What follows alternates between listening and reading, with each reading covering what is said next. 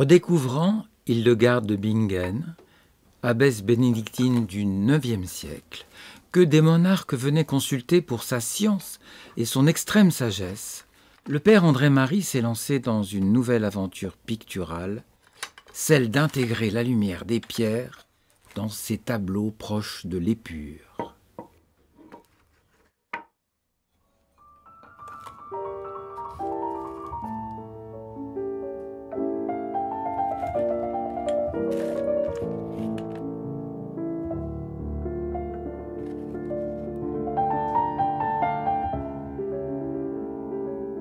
Tous les matins, la première chose que je fais avant de me lever, c'est de prendre mon portable et puis d'envoyer à mes amis le mot paix.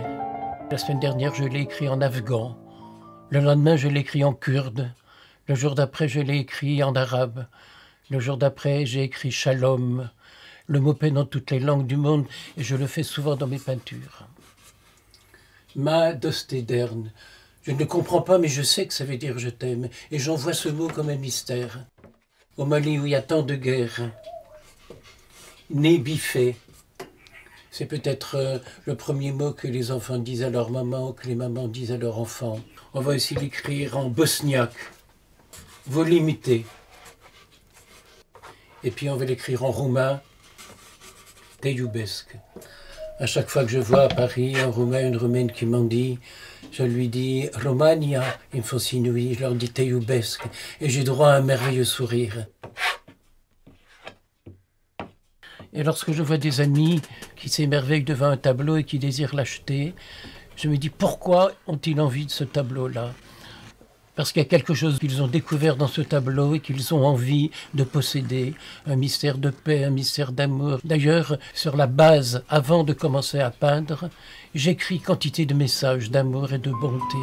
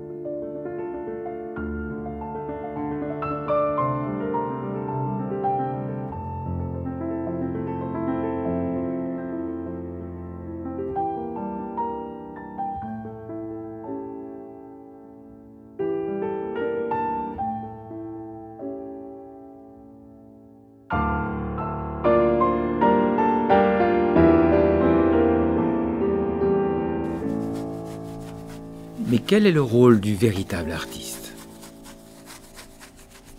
Est-ce d'enjoliver un réel rugueux à étreindre, pour citer Rimbaud? Est-ce celui de fuir dans les rêves séraphiques la laideur du monde, juste le temps d'un doux frisson? Non. La mission de celui qui crée, c'est de réveiller la lumière qui dort en chacun de nous, dans chaque pierre, dans la folle spirale des galaxies.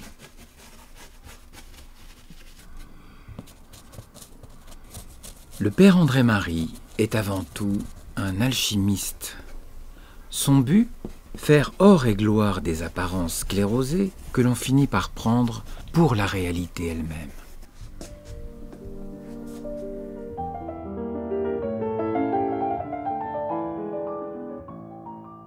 Parce que la beauté, c'est de l'amour en liberté. Elle désemprisonne la bassesse et la laideur. C'est justement la chance des peintres et des poètes de s'inventer des beautés et de trouver les mots et les couleurs pour nous les offrir.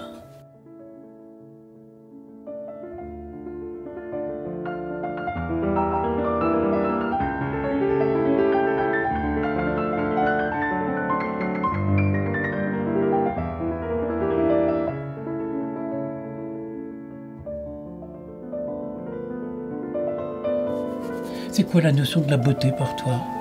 La notion de la beauté pour moi, c'est être bien avec ce qu'on fait. C'est de sortir dans ce qu'on fait, ce que notre cœur, là où notre cœur nous emmène. Que ce qu'on travaille puisse interpeller justement les regards de ceux qui vont passer à côté, que même s'ils ne sont pas attirés par l'art, ils soient interpellés par quelque chose qui les apportera à une sensibilité qui les touche. Et puis le beau, ça ne peut qu'attirer. Je le pense. On n'a peut-être pas la même notion de la beauté les uns et les autres, mais... Est-ce que la beauté, c'est pas l'émotion?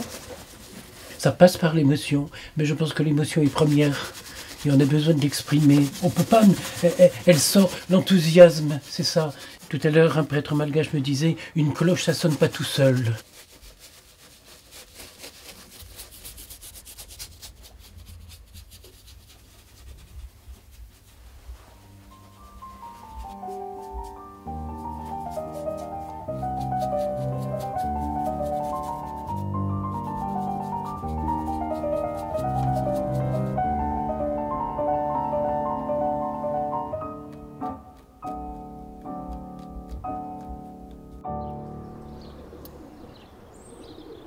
J'aime beaucoup peindre des colombes de la paix. D'abord parce que c'est un animal qui est quotidien, j'ai toujours des colombes avec moi. Je sais que dans le Coran, il existe 99 fois le mot amour. Alors il en manque un pour faire 100, le chiffre parfait. Eh bien, c'est toi, quand tu es tendresse, quand tu es bonté.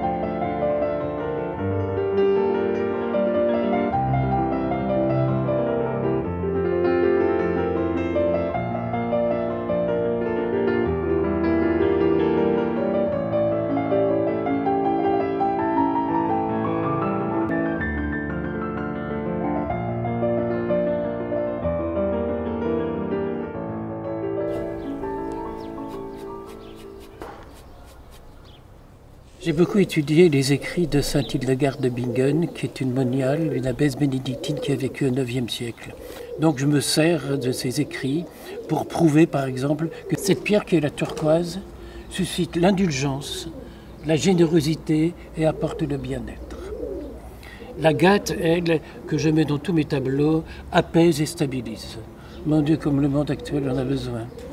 Et puis le cristal de roche élève la pensée, ouvre la conscience aux espaces de méditation.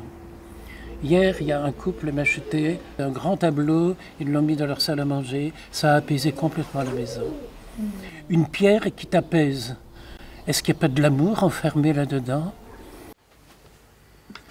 Ces pierres utilisées aujourd'hui par certains thérapeutes ont des vertus curatives et protectrices. Et les anciens le savaient bien. Ainsi, la simple agate apporte la stabilité, le jaspe l'esprit d'initiative, l'œil du tigre protège des énergies négatives, le grenat régénère, la fluorine active la concentration et la turquoise aide à gérer nos énergies. Sans oublier ces pierres toutes simples avec lesquelles nos grands-mères soignaient petits et grands. Seul le diamant, autre état de l'unique carbone, laisse passer une lumière éblouissante lorsque l'obscur charbon retient toutes les énergies. J'aime beaucoup de me servir de la peinture acrylique parce qu'elle se délaye à l'eau et non pas avec de l'huile. Cette eau que j'ai là dans les mains existe depuis des milliards d'années. L'autre jour dans la chapelle, une personne était en larmes d'émotion dans sa prière. Je suis allé relever une goutte d'eau sur son visage et je lui dis « Voyez madame cette larme, eh bien elle a déjà été pleurée peut-être 50 fois dans l'histoire de l'humanité. L'eau, c'est toujours la même. Elle s'évapore, elle revient sur la terre. Et chaque fois que je prends cette eau pour peindre, eh bien je pense au mystère de l'eau. » Faut-il à présent tenter l'impossible? Faut-il décrire ces tableaux qui donnent à voir du jamais vu, du jamais su et du jamais advenu, comme on fixe le vertige, comme pour le défier?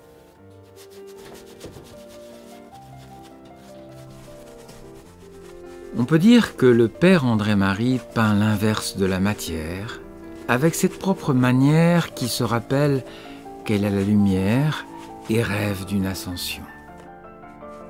Plutôt que le terme ascension, parlons de transfiguration, car ces tableaux donnent à sentir ce que nous sommes appelés à devenir un jour, lumière dans la lumière.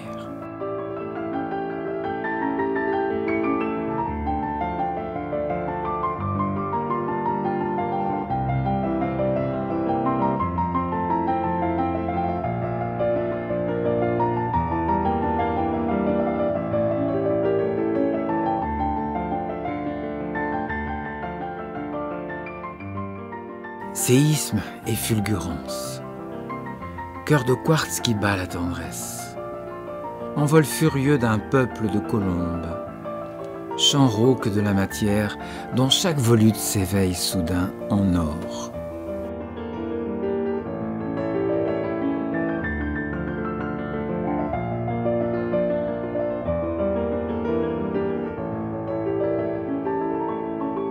La ligne de ce peintre qui atteint là sa plus vive inspiration ne relève pas d'un quelconque art abstrait, mais c'est au contraire du cœur de la matière qu'avec son pinceau, le père André-Marie fait jaillir la lumière.